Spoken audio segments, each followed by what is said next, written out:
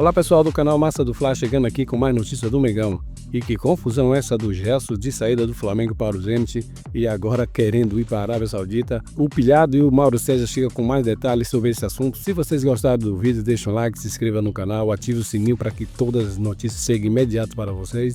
E vamos para o vídeo. Um fuzuê na vida do Gerson, no staff do Gerson, tá, gente? Porque o staff do Gerson, num determinado momento, estava louco para abandonar o barco do Zenit e fechar com o Al Nassr, tá? Isso é informação. Ontem eu estava conversando com eles diretamente e me falavam, o pai do Gerson, o staff do Gerson, eles estão querendo melar. O Zenit não pagou ainda, eles querem ir para o Al Nassr de qualquer jeito. Por quê? Porque o Al Nassr estava oferecendo muito dinheiro, mais ainda do que o Zenit, porque o Zenit, parece que o salário do Gerson vai ser de 3 milhões de reais, um pouquinho mais do que 3 milhões de reais. Na Arábia, pelo que essa pessoa me falou, e que é muito ligada ao empresário que está levando o Gerson para o Zenit, tá? A pessoa que me ligou tem relação direta com o empresário que está levando o Gerson para o Zenit. Família do Gerson, staff do Gerson ficaram ligando ontem o dia inteiro para o empresário, tentando uma forma de não fechar com o Zenit. E aí o que aconteceu? O empresário falou para o Zenit, se vocês não pagarem, pode dar ruim. Ele quer ir embora. O Al Nassr veio oferecendo mais. E a proposta que me falaram é surreal. Eu vou até pegar aqui. Em reais, eram quase 7 milhões de reais por mês que o Gerson ganharia no Al Nassr pela proposta que foi me falada ontem por uma pessoa muito ligada ao empresário que está levando o Gerson para o Zenit. Então vai ver, por isso o Zenit teve que acelerar essa negociação, tá tendo aí que fechar rápido com o Gerson, porque o Al Nassr entrou na briga, e quando o Al Nassr entra na briga, meu amigo, é a Arábia Saudita. Então eles jogam pesado. E ontem havia sim, pela informação que eu tenho, uma grande movimentação ali do staff do Gerson para tentar uma forma de ainda ir para o Al Nassr e não para o Zenit. Foi o que me foi passado, e aí dou crédito também para o Vamp, porque é um amigo do Vampeta. Me passou. Ontem foi um tumulto. Ontem o Gerson, não, quer ir não, Kaique, também não me ferra. Queria tentar negociar uma forma de sair, de ir para o Al Nassr, mas não conseguiu, né? Pelo jeito não conseguiu. Ele queria.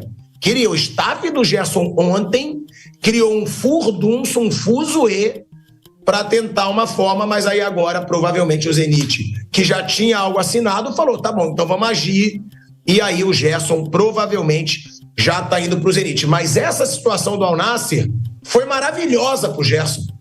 Por quê? Porque pressionou o Zenit a agir rápido, né, Mauro César Pereira? O Zenit teria feito já o depósito, tá, dos 25 milhões de euros na conta do Flamengo.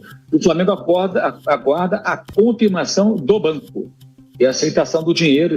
Já explicamos aqui em outra ocasião que por toda a situação vivida pela Rússia, né, até essas operações financeiras são um pouco mais complexas.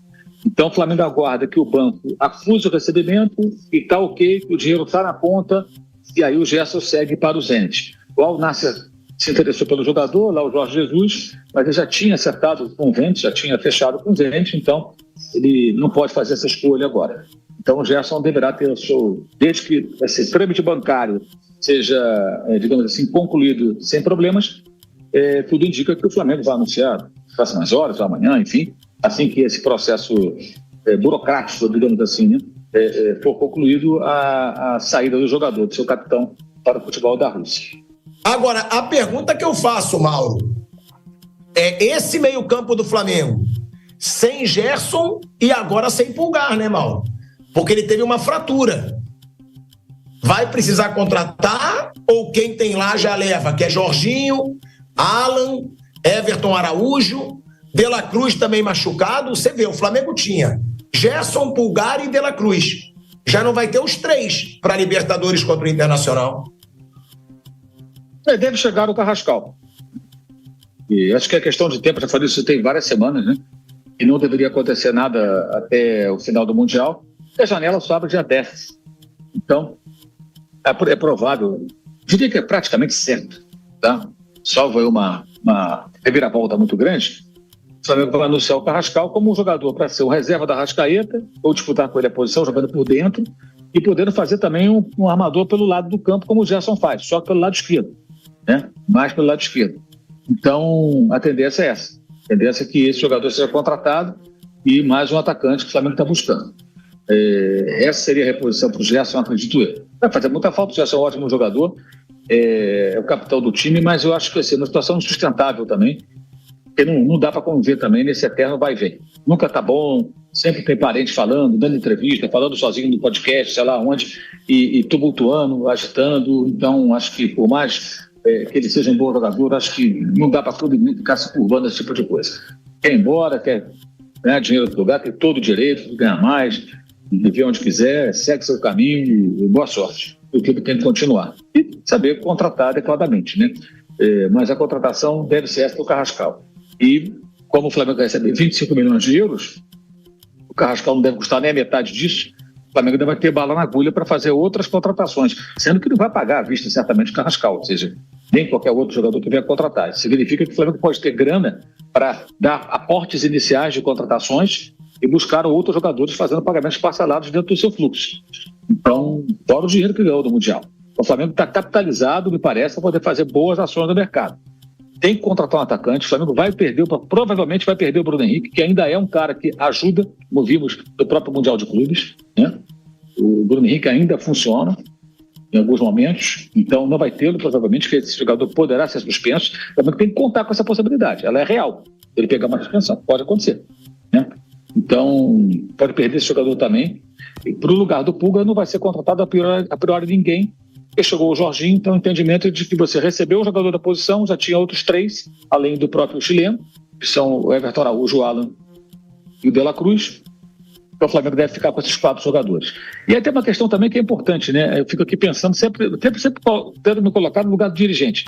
Se eu faço um investimento para contratar um outro volante por conta de 2 a 3 meses sem o Eric Pulgar,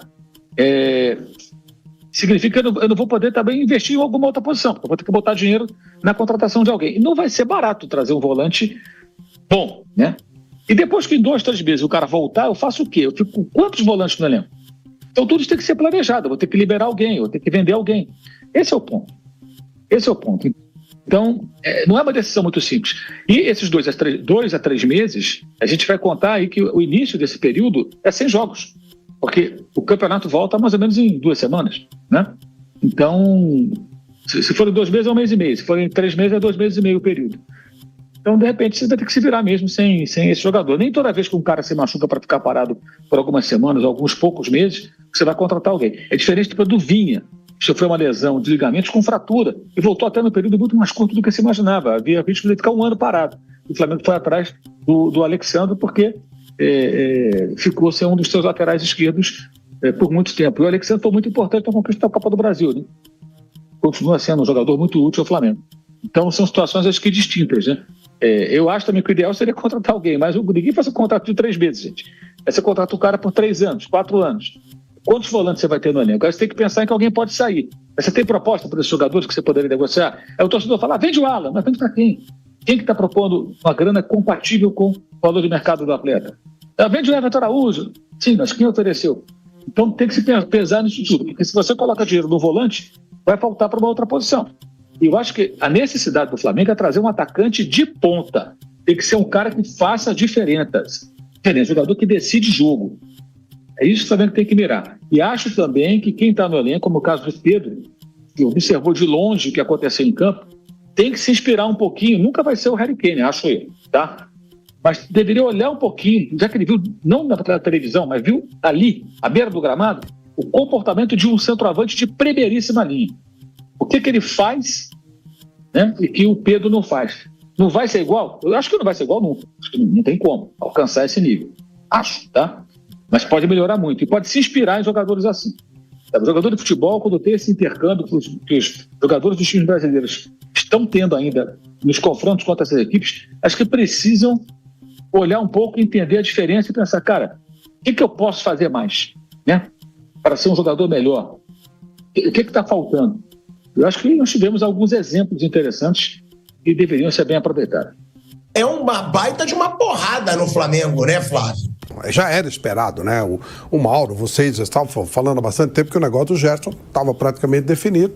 Então, acho que o Flamengo já teve que tomar suas providências. O Jorginho está aí, uma reposição maravilhosa, embora não seja exatamente a mesma função que o Gerson vinha fazendo.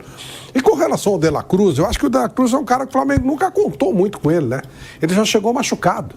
Então, e esses são riscos. O Palmeiras vai perder o Paulinho por um tempão também. Faz parte. Agora, cabe ao Felipe Luiz tentar manter o time com esse nível. Vai perder jogadores importantes, mas faz parte do jogo, né? Vai ter que se recompor da maneira que ele vai ficar. Talvez consiga pontualmente uma outra contratação, o próprio Carrascal. Em compensação, esse menino é outra posição, é óbvio, né? Mas esse Wallace Ian, eu acho que é um cara que o Flamengo ganha a partir desse Mundial como um cara de referência para começar a fazer parte do elenco efetivamente. Esse menino, ele entrou com muita personalidade nos jogos que entrou, fez 2 gols. O Flamengo ganha esse jogador. A partir dessa competição, ganha efetivamente.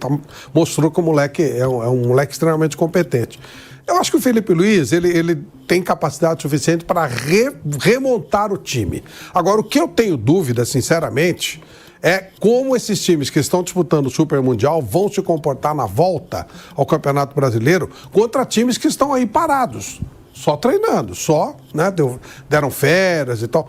Eles vão chegar, talvez não agora imediatamente, mas depois, lá na reta de chegada do Campeonato Brasileiro, final de novembro, dezembro, e são times que estão disputando Libertadores também. Como é que vai ser essa competição no aspecto físico mesmo? Esses jogadores chegarão bem mais desgastados no final do ano do que aqueles que estão aí parados e se preparando.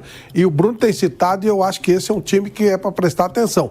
O Cruzeiro pode ser o grande favorecido nessa situação. O Cruzeiro está aí, só sendo montado, ajeitado, tranquilo, enquanto os outros estão lá num desgaste muito grande, não só desgaste físico, né? Desgaste psicológico. A derrota do Flamengo vai ter um peso, a derrota do Botafogo já gerou demissão.